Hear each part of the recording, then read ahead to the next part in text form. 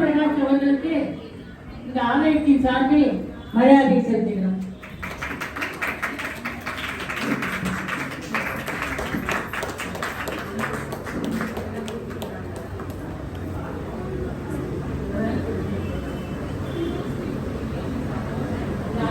குழந்தைகளுக்கு இவ்வளவு நல்ல முறையில் பயிற்சி கொடுத்து இந்த ஆலயத்தில் அவர்களுடைய முதல் இசை பயணம் தொடங்கியிருக்கிறார்கள். அவர்கள் மேலும் மேலும் பல நல்ல எல்லா விதமான நலன்களையும் பெற்று பெருவாழ்வு வாழ வேண்டும் என்று பிரார்த்தித்துக் கொள்கிறோம். இந்த கோயில் மிகவும் சக்தி வாய்ந்த கோயில். இந்த விநாயகர் மிகவும் சக்தி வாய்ந்த விநாயகர்.